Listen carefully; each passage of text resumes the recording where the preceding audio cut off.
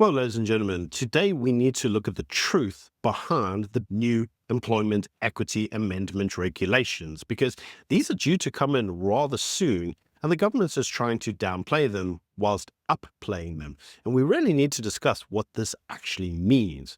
So for those of you who don't know what's going on, well, the Department of Employment and Labour issued a strong warning to businesses that failed to align to new employment equity regulations due to come in. Now, according to the department, companies that do not submit valid EE plans and meet new sectoral targets by 2030 risk losing access to government contracts, which I still remain of the opinion that no one cares because you don't get paid anyway. But they could also face fines of up to 1.5 million rand or 2% of annual turnover, whichever is greater. And this in itself to multinationals could just kill the company. Now, the government will begin issuing compliance certificates annually starting in 2026, which will be required for any business engaging in state tenders. And as I said, state tenders is one of the issues, but it's the actual private sector engagement that is problematic. Now, from the 1st of September 2024, employers are required to submit workforce profiles with self-classified racial categories. So what does this actually mean? Well, in order to understand what it actually means, we actually have to look at the Employment Equity Amendment Act in itself. Now, the Act itself was signed by Cyril Ramaphosa on the 12th of May 2023, and on the 15th of April 2024, new employment equity targets were gazetted across 18 sectors, including agriculture, mining, manufacturing, ICT, and financial services. Now, the idea was that these targets would apply to designated employers, that is, any employer with 50 plus employees, and it would require proportional representation of Black South Africans, defined as African, colored, and Indian, women, and persons with disabilities. Now, each business would be required to submit a 5-year plan showing how they intend to reach these targets by 2023. Now, companies are allowed to deviate from their targets, but only if they can provide justifiable reasons such as skill shortages or safety regulations as being reasons or rationales as to why they haven't actually met the targets. Now, there are sectors that are already looking at this saying this is complete garbage, such as construction. Because if you look in construction, women don't generally tend to work in there, but according to the ANC's targets, you need to have like 50% women. And that's like stupid, which has led to legal challenges from business and civil groups. Now, business and civil groups include the National Employers Association of South Africa and SAGILIGA, and other organizations who have filed court papers opposing the act. Now, the grounds for the legal challenge include unconstitutionality, arguing that quotas violate Section 9 of the Constitution, which is the equality before the law.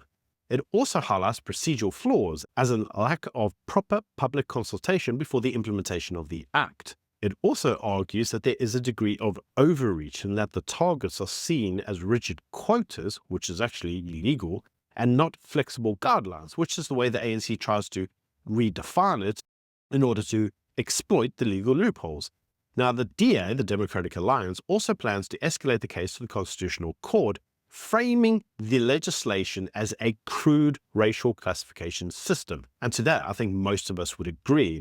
Now, the DA argues that the racial classification system envisaged by the Act will effectively erode merit-based hiring, chase away foreign investment, and entrench racial divisions rather than resolve them. And this is because individuals are going to start hating each other when they lose their jobs to someone else on nothing more than a quota.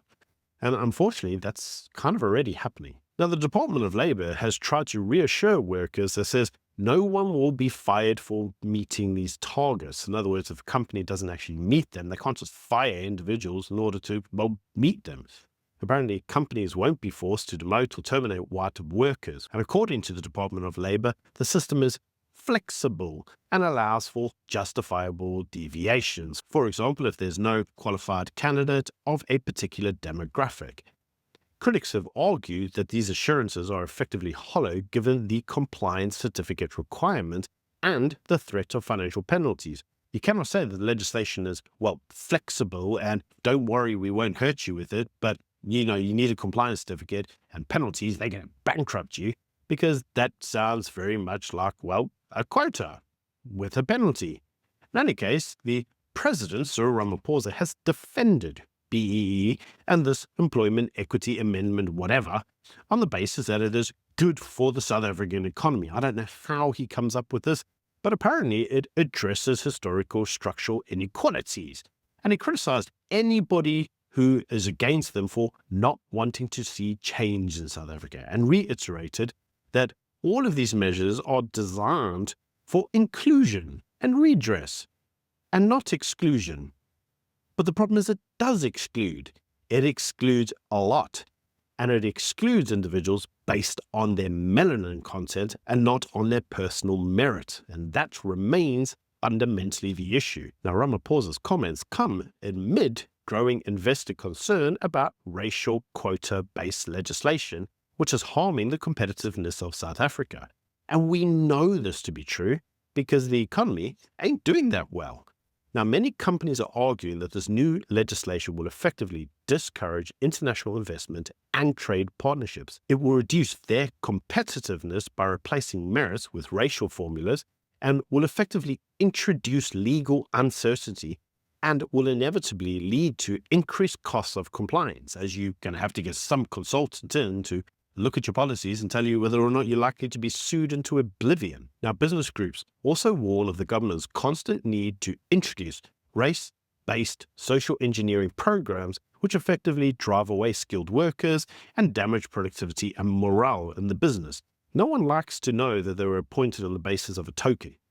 No one wants to feel like they don't actually have the merit to do the job and they're only there to satisfy a quota. I don't understand how the ANC doesn't understand that this actually degrades the very people that they say that they are attempting to empower. In any case, the new employment law is going to polarize electoral narratives going forward to the next municipal elections, with many parties looking at race-based legislation and now starting to turn against it. One of the key parties who just will refuse to walk away from it is, however, the ANC. And this is leading some individuals to ask the question, at what point does BEE and employment equity need to fall away? And the actual criticism of this goes along these lines, and that is, all of these measures are due to the redress from the apartheid-era legislation, such as the Jobs Reservation Act and other related labour legislation, which effectively barred non-white South Africans from certain professions, trades and promotions. But these laws ultimately existed in a specific time frame. We know how long they applied for, and we know who basically benefited from them, because they effectively ran from 1950, roughly around 1950, to roughly around 1990. So we're talking about a 40-year period. And then they were abolished with the end of apartheid. By contrast, the Black Economic Empowerment Framework, BEE, and now the Employment Equity Amendment Act of 2023-2024 have no defined end date, no built-in mechanism for review, and no sunset clause. These new racial quotas have got to be adopted by 2030, which would effectively at that point amount to just under 40 years since the end of apartheid, but nothing says that they will actually end after 2030. So this effectively means that BEE and employment equity policies are effectively indefinite and are generational, which creates the impression of perpetual racial engineering, well, by the government. And it's very difficult to look at that and say, well, how is this not racist? Now, this new form of structural exclusion, this time basically against minorities, being whites and sometimes Indian and colored professionals, is, according to some, not constitutional. You see, often the president suggests that the Constitution allows for remedial measures. This is the section 9.2 of the Constitution, in order to redress past discrimination. But you see, the problem is that the Constitution doesn't specifically say that this is allowed for permanent discrimination, which is effectively what these new acts allow for. And the Constitutional Court ruled in the Van Heerden case that affirmative action must be fair, rational, and noticeably temporary.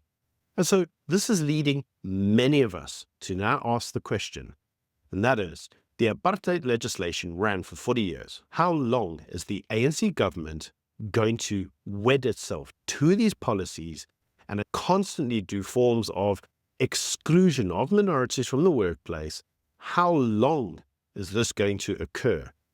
Because the Constitution doesn't allow this indefinitely. It needs to be temporary. So we need to see a cutoff date. This cannot continue in the way that it is because it is leading to economic harm. As we know, Moletsi and Becky suggested that the amount of money lost due to BE was in trillions. Trillions. In any case, these are my views. Let me know what you think in the comment section below. Until next time.